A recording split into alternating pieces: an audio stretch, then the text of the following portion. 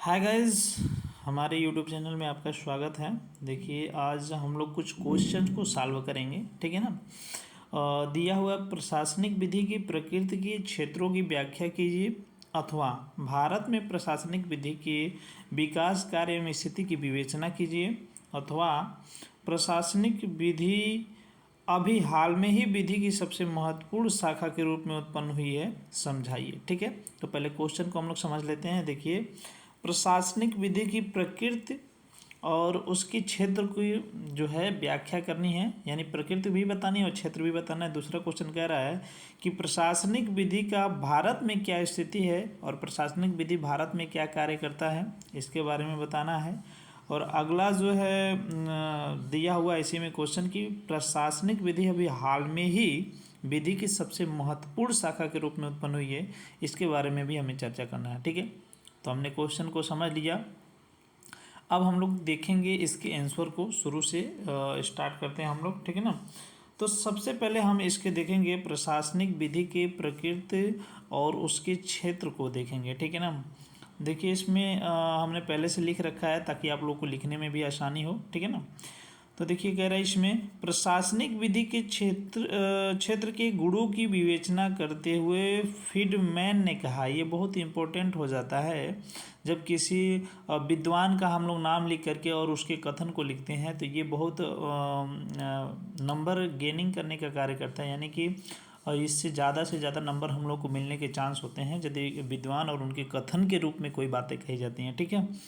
तो यहाँ पे हमने देखा, प्रोफेसर फ्रीडमैन ने कहा है, प्रशासनिक विधि उन समस्त समस्या से संबंधित है जो प्राधिकारी शक्ति, उनके कार्य, आज्ञाओं की वैधता, उन शक्तियों के लिए उचित कार्य स्थिति, प्राधिकारी एवं जातीय दायित्व, प्रशासनिक कार्यों पर न्यायिक नियंत्रण के प्रति प्रतिकारों तथा शक्ति के क्षेत्रों द्वारा उत्पन्न होते हैं, ठीक है ना। यहाँ पे इम्पोर्टेंट बात यह है, देखिए कह रहा है प्रशासनिक विधि जो है ना समस्त समस्याओं से संबंधित है, यानी कि जितनी भी समस्या हैं उन सभी से संबंधित है। और वो समस्या किस प्रकार की होनी चाहिए, जैसे प्राधिकारी शक्ति, उनके कार्य, आज्ञाओं की वैधता, उन शक्तियों के प्रयोग के लिए उचित प्रक्रियात्मक स्थिति, यानी कि प्राधिकारी जो होंगे वो किस प्रकार से कार्य करेंगे, किस प्रकार से कार्य नहीं करेंगे, उनकी उचित प्रक्रियात्मक स्थितियों की, प्राधिकारी एवं जातीय दायित्व, प्रशासनिक कार्यों पर न्यायिक नियंत्रण के प्रति प्रतिकारों तथा प्रशासनिक शक्ति के क्षेत्र के द्वारा उत्पन्न होता है। ये कथन है प्रोफेसर फ्रीडमैन का, और ये कथन हमें नंबर पाने के लिए याद रखना बहुत ज़रूरी है, ठीक है ना। तो ये कथन उनके अपने शब्दों में कहा गया है। आगे हम लोग देखते हैं, यदि हम इसे सरल शब्दों में कह सकते हैं तो प्रशासनिक विधि को प्रशासन प्राधिकारी शक्ति का विस्तार एवं विनिमय कहा जाता है, यानी कि प्रशासन के जितने भी अधिकारी होंगे वो अपने शक्तियों का किस प्रकार से प्रयोग करेंगे, विस्तार करेंगे, इसी को हम लोग कहेंगे प्रशासनिक विधि, ठीक है ना। यानी एक शब्दों में अगर एक लाइन में कहा जाए तो जितने भी अधिकारी अपने शक्तियों का प्रयोग किस प्रकार से करेंगे, किसको कितनी शक्ति प्राप्त होगी, इसी को हम लोग कहेंगे प्रशासनिक विधि। इसको जो है इसके गुणों का अध्ययन करते हुए हम 3 भागों में बांट सकते हैं। पहला जो है विधायनी अर्थात विधि निर्माणक के रूप में, और दूसरा न्यायिक, और तीसरा है कार्यपालिका के रूप में, ठीक है ना। यानी कि जो विधायिका होता है, कार्यपालिका होता है, न्यायपालिका होता है, तीनों में भी हमें लोक प्रशासन की शक्ति देखने को मिलती है, ठीक है ना। आगे अगर हम लोग चलेंगे, अब हम जानेंगे प्रशासनिक विधि के कार्य कौन से होते हैं, ठीक है ना। तो प्रशासनिक विधि के कार्य की तरफ अगर हम लोग बढ़ते हैं तो वास्तव में प्रशासनिक विधि का जो मुख्य कार्य होता है वो इन्हीं शक्तियों को नियंत्रित करने का कार्य करता है, यानी उपयुक्त, यानी इसके पहले जो अभी हमने बताया विधायनिक, न्यायिक और विशुद्ध कार्यपालिका जो थी, उसके संबंध में जो भी उनकी शक्तियां होंगी उस पर नियंत्रण करने का जो कार्य होता है वही कहलाता है प्रशासनिक विधि। यानी कि जो भी लोक प्रशासन से संबंधित विधियां होंगी वो जितने भी अधिकारी होंगे वो कौन कौन से कार्य कर रहे हैं। जैसे ये जो विधायिका में बैठा हुआ कोई भी सदस्य है वो किस प्रकार से कार्य कर रहा है, न्यायालय में बैठा हुआ कोई सदस्य है या फिर कह सकते हैं कोई न्यायाधीश है वो किस प्रकार से कार्य कर रहा है, कार्यपालिका में बैठे सदस्य किस प्रकार से कार्य कर रहे हैं, ठीक है ना। तो इन्हीं पर नियंत्रण रखने का कार्य जो होता है वो किसका होता है, लोक प्रशासन का होता है। देखिए इसी के संबंध में प्रोफेसर वेड ने कुछ कहा है और ये भी कथन याद रखना बहुत ज़रूरी है क्योंकि ये नंबर गेनिंग का वर्क करेगा कथन, ठीक है ना। और जैसे हमने लिखा है इस तरीके से लिखना, अगर इस तरीके से आप लोग लिख सकते हैं तो बहुत बढ़िया नंबर आ सकता है आप लोगों का, ठीक है ना। देखिए प्रोफेसर वेड, यहाँ पे हमने देखा प्रोफेसर वेड हैं, ठीक है ना। प्रोफेसर वेड की यदि बात करें, इनके कथन की बात करें, यहाँ पे देखिए प्रोफेसर वेड हैं, ठीक है ना। प्रोफेसर वेड ने क्या कहा है, प्रोफेसर वेड ने प्रशासनिक के संबंध में कहा है, यानी जो प्रशासन है लोक प्रशासन है इसके संबंध में उन्होंने कहा है, लेकिन वो इंडिया के पक्ष में नहीं कहें, वो इंग्लैंड के पक्ष में कहेंगे, ठीक है ना। तो यही इंपॉर्टेंट रखना जरूरी है, याद रखना जरूरी है कि कौन सी चीज़ें कौन से विद्वान किसके बारे में और कहाँ से रिलेटेड कर रहे हैं, ठीक है ना।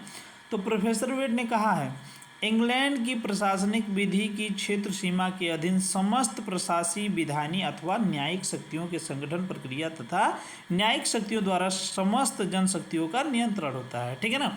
यानी कि इनका कहने का मतलब यह है कि जो प्रशासन है, प्रशासनिक विधि है, उसकी जो सीमा है वो कहाँ कहाँ तक कार्य कर सकती है। देखिए समस्त प्रशासी यानी प्रशासन करने वाले जितने लोग हैं, विधायनी यानी कि विधि को बनाने वाले जितने लोग हैं, अथवा न्यायिक शक्तियों यानी कि जो न्याय करने वाले लोग हैं, इन तीनों चीज़ों में जो कार्य करते हैं इन पर तो नियंत्रण रखने का कार्य करती ही है। आगे भी कह रहा है, आगे क्या कह रहा है, संगठन प्रक्रिया तथा न्यायिक शक्तियों द्वारा जन शक्तियों पर भी नियंत्रण करना होता है, ठीक है। यानी कि ये जो प्रोफेसर वेड हैं इनका कहने का मतलब ये है इंग्लैंड के बारे में कह रहे हैं कि यदि हम बात करें प्रशासनिक विधि की तो वो ये जो विधायिका है, कार्यपालिका है, न्यायपालिका, इन पर नियंत्रण तो रखती ही है, जो संगठन होते हैं उन पर भी नियंत्रण रखती है और जो जनशक्तियाँ होती हैं उन पर भी नियंत्रण रखते हैं, ठीक है ना। उदाहरण के लिए हम कह सकते हैं यदि कार्यपालिका शक्ति को न्यायिक शक्ति के नियंत्रण अधीन न किया जाए तो कार्यपालिका समस्त समाज में क्या कर सकता है, गड़बड़ी उत्पन्न कर सकता है। यानी जो कार्यपालिका है उसको न्यायपालिका की शक्ति से नियंत्रित किया गया है और यही शक्ति जो है यही लोक प्रशासन की शक्ति कहलाती है। और प्रोफेसर हेवार्ड के कथन देखिए, प्रोफेसर हेवार्ड के शब्दों में एक कथन है, ये बहुत इम्पोर्टेंट है। वो कथन है नवीन निरंकुशता फैल जाएगी, ठीक है ना। ये लाइन बहुत इम्पोर्टेंट है।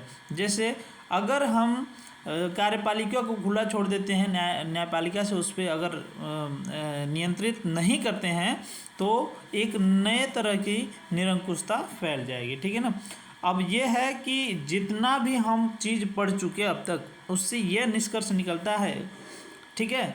इनसे 4-5 चीज़ों की जांच की जाती है कि प्रशासन की शक्तियां क्या हैं, यानी कि जो भी प्रशासन है उसके पास कितनी शक्तियां हैं, कौन कौन सी शक्तियां हैं, या फिर प्रशासन की शक्तियों की सीमाएं क्या हैं, या फिर हम कह सकते हैं किस हद तक जा कर के वो अपने शक्तियों का प्रयोग कर सकता है, कौन सी रीतियां हैं जिनके द्वारा प्रशासन की सीमा को भीतर रखा जा सकता है, यानी क्या कोई ऐसा भी कानून है जो उनको रोक करके रखता है, प्रशासन जो अधिकारी हैं उनको रोक करके रखता है।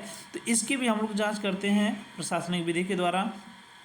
और प्रशासनिक पदाधिकारियों द्वारा अनुसरण की जाने वाली प्रक्रिया क्या है, यानी कि जितने भी प्रशासनिक पदाधिकारी हैं वो किस प्रकार की प्रक्रिया का अनुसरण करते हैं। और आगे है प्रशासनिक कार्य से पीड़ित व्यक्ति का उपचार क्या है, यानी कि कोई अधिकारी इस प्रकार का कार्य करता है जिसकी वजह से कोई व्यक्ति पीड़ित होता है तो उसका जो है उपचार क्या हो सकता है, ये भी लोक प्रशासन के अंतर्गत आ जाता है, ठीक है। अब हम लोग देखेंगे ये जो प्रशासनिक विधि के विकास के कारण क्या है, आखिर क्या कारण ऐसा रहा जिसके कारण हमें प्रशासनिक विधि के विकास, मतलब जिसके कारण प्रशासनिक विधि का विकास हो सका है, ठीक है ना। वो कौन से ऐसे कारण हैं जिनके कारण प्रशासनिक विधि उत्पन्न हुई, ठीक है ना। देखिए प्रशासनिक विधि की यदि हम लोग बात करें, ठीक है, तो 20वीं शताब्दी के कल्याणकारी राज्य के सामाजिक आर्थिक क्रियाकलापों का उत्पाद होता है, ठीक है ना। यानी 20वीं शताब्दी में, इसके पहले कल्याणकारी राज्य की कोई कल्पना नहीं थी। 20वीं शताब्दी से पहले कल्याणकारी राज्य की कोई कल्पना नहीं थी। 20वीं शताब्दी में सरकारी कार्य जो थे, ठीक है ना, उन्हीं के आपस में जो है उनका जो बेसिक कार्य था उनमें परिवर्तन हुआ। सरकारी अधिकारी और जितने भी निकाय थे, जो शक्तियाँ थीं, उनके जो महत्व थे, उनमें महत्व जो उनका था उनमें वृद्धि हुई। जो भूतकाल में कार्य किए गए थे, व्यक्तिगत संस्थाओं से कार्य किए गए थे, ठीक है, वो सब अब धीरे धीरे किसके नियंत्रण में आने लगे, सरकार के नियंत्रण में आने लगे, ठीक है। यानी कि पहले कल्याणकारी राज्य की संकल्पना नहीं थी, 20वीं शताब्दी में आकर के कल्याणकारी राज्य की संकल्पना हुई और उसके बाद जो है सभी चीज़ों पे सरकार का नियंत्रण होने लगा। और सरकार का नियंत्रण होने के पश्चात सभी व्यक्तियों, प्रशासन की शक्ति से सभी व्यक्तियों के अधिकार प्रभावित होते गए। और यही कारण था, जब पूरी चीज सभी संसाधनों पर सरकार का नियंत्रण हो गया, तब जाकर के लोक प्रशासन विधि निकल कर के आई। तो हम लोग देखते हैं कि प्रशासनिक विधि के विकास के कुछ मुख्य कारण निम्नांकित हैं। और ये जो अभी हमने बताया, इसको आप सुन करके जरूर लिख लीजिएगा, क्योंकि प्रशासनिक विधि के विकास के कारण जब आप हेडिंग डालेंगे तो हेडिंग के बाद कुछ चीज़ें 2-4 लाइन लिखना ज़रूरी होता है। डायरेक्टली हम नहीं लिख सकते हैं कि हेडिंग डालें उसके बाद लिखना स्टार्ट कर दिया, ठीक है ना, ऐसा नहीं होता है, ठीक है। तो अब हम लोग देखेंगे सरकार की संकल्पना में परिवर्तन। सबसे पहला ही हेडिंग है सरकार की संकल्पना में परिवर्तन, ठीक है ना। जब सरकार 20वीं शताब्दी में जब कल्याणकारी राज्य का उद्भव हुआ और धीरे धीरे सरकार सभी संसाधनों पर कब्जा कर ली, तब जाकर के सरकार यही मतलब पहला जो रीजन हम लोगों के सामने निकल के आया वो था सरकार की संकल्पना में परिवर्तन, ठीक है ना। देखिए वर्तमान समय में राज्य की जो संकल्पना की गई है उसमें बहुत ज़्यादा परिवर्तन हो चुका है। आज की डेट में कल्याणकारी राज्य की संकल्पना को ही मान्यता मिलती है। इसके पहले निरंकुश राजतंत्र था, निरंकुश राज्य था, लेकिन आज की डेट में सरकारी जो संकल्पना है इसको मान्यता मिलती है। और जिसमें प्रत्येक राज्य का क्या दायित्व होता है कि वो जनता के प्रति बहुत ज़्यादा से ज़्यादा उनके हितों में कार्य कर सके, ठीक है ना। इसीलिए आधुनिक जो प्रशासनिक विधि है वर्तमान राजनीति के दर्शन का आधारशिला माना जाने लगा है। ये सबसे बड़ा रीज़न है, ठीक है ना। यानी जो आज की डेट में प्रशासनिक विधि है वो ये दिखाती है कि क्या राज्य कल्याणकारी है। अगर है तो ठीक है, नहीं है तो उसको राज्य को कल्याणकारी बनाने का वर्क कौन करेगा, प्रशासनिक विधि करेगा, ठीक है ना। तो ये पहला ही है सरकार की संकल्पना में परिवर्तन, ठीक है। तो ये हेडिंग में, इस हेडिंग में जो अभी हमने पहले बताया इसको लिखना है। फिर जो है अगला जो हेडिंग है औद्योगिकीकरण और नगरीकरण। तो देखिए औद्योगिकीकरण और नगरीकरण में लोक प्रशासन किस प्रकार से कार्य करता है, क्योंकि ये भी एक कारण है जिसकी वजह से लोक प्रशासन जो प्रशासनिक विधि है इसकी जो है इसका जो है विकास हुआ, ठीक है। तो इसमें हम लोग देखेंगे जो औद्योगिकीकरण और नगरीकरण है इसमें जटिल समस्याएं। देखिए जब औद्योगिकीकरण बहुत ज़्यादा तेज़ी से विकास होगा तो उसमें समस्याएं तो उत्पन्न होंगी, ठीक है ना। जब समस्या उत्पन्न हो गई तो इससे भी निपटने के लिए लोक प्रशासन को ज़्यादा वैल्यू दिया गया। तो ये भी एक कारण था जिसकी वजह से प्रशासनिक विधि का विकास हुआ, ठीक है। अगला जो हेडिंग है आर्थिक शक्ति का संकेंद्रण है, आर्थिक शक्ति का संकेंद्रण, ठीक है ना। देखिए इसके पहले जब पूंजीवाद का ज़्यादा से ज़्यादा बढ़ावा दिया जाने लगा, यानी पूंजीवाद को ज़्यादा से ज़्यादा बढ़ावा दिया जाने लगा, तो एक जो बड़ा परसेंटेज था तो वो जो है मजदूर के रूप में और कुछ गिने चुने लोग जो है पूंजीपति के रूप में उभर करके आने लगे। तो ये लोग पूंजीपति ना हो और एक जो बड़ा वर्ग है वो मजदूर ना रह जाए, इसकी वजह से भी लोक प्रशासन का विकास हुआ, ताकि पूंजीपति और ये जो मजदूर हैं इनके बीच में समन्वय स्थापित किया जा सके। ठीक है। और अगला है निवारक उपाय। ठीक है ना। निवारक उपाय क्या है भाई? देखिए, अनेक प्रकार की जो समस्याएं हैं, जो भी किसी भी प्रकार की समस्या है उसको दूर करने के लिए, उसका सल्यूशन ढूंढने के लिए, उसके प्रॉब्लम को निपटने के लिए, निवारक उपाय के लिए इसको हम प्रशासनिक विधि के रूप में यूज करने लगे। यानी कि किसी भी प्रकार की समस्या हुई उससे जो है प्रशासनिक विधि के द्वारा हम लोग उभरने लगे और उसको समस्या को ख़त्म करने लगे। ठीक है। न्यायिक तंत्र की कमी, देखिए एक कारण ये भी है जिसकी वजह से प्रशासनिक विधि का बहुत तेज़ी से विकास हुआ। ठीक है। वर्तमान समय में हम जानते हैं कि बहुत प्रकार की कठिनाइयों को दूर करने में सामान्य विधि जो होती है वो असफल हो जाती है। ठीक है। हमारे समक्ष कई ऐसी समस्याएं आ जाती हैं जो वो उसको जो है सामान्य जो विधियां होती है दूर करने में विफल हो जाती हैं, परंतु यही कारण था कि न्याय करने में जो है देरी मिलने लगता था, देर हो जाता था, तो न्याय मिलने में देर न हो ये भी एक कारण था कि प्रशासनिक विधि का बहुत तेज़ी से विकास हुआ। यानी न्याय की जो सिस्टम थी उसमें बहुत देरी हो जाने के कारण, एक शब्दों में अगर एक लाइन में हम लोग ये समझें कि देखिए न्यायिक तंत्र में कुछ ऐसी कमियां थीं जिससे सामान्य विधि दूर नहीं कर सकती थी, और इसीलिए जो है न्याय सिस्टम में न्याय पाने में बहुत देरी हो जाता था, और यही कारण था कि प्रशासनिक विधि आई और लोगों को जल्दी जल्दी न्याय मिलने लगा। ठीक है। अगला है विधायी प्रक्रिया की अपर्याप्तता। ठीक है। यानी जितनी भी विधि से संबंधित जो भी प्रक्रियाएं होती थीं वो हमारे लिए पूरी तरीके से सफिशिएंट नहीं थी। यही कारण था कि अभी भी बहुत सी प्रॉब्लम्स विधि से संबंधित थीं। ठीक है ना। जैसे हम लोग देख सकते हैं कि वर्तमान में संसद तथा विधानमंडलों के पास इतना पर्याप्त समय नहीं होता है कि वे सभी विषयों पर पूरा ध्यान दे सकते हैं। ठीक है ना। अगर उन सबों के पास पर्याप्त समय नहीं है और सभी विषय पर ध्यान नहीं दे पाते हों, तो इस कारण से भी हम कुछ ऐसे कार्यों को जिस पे वो जो संसद है या फिर जो विधानमंडल है जिनको काम नहीं देख पा रहे हैं, तो उसको देखने का कार्य जो है प्रशासनिक विधि करने लगी। ठीक है ना। तो ये भी एक कारण था।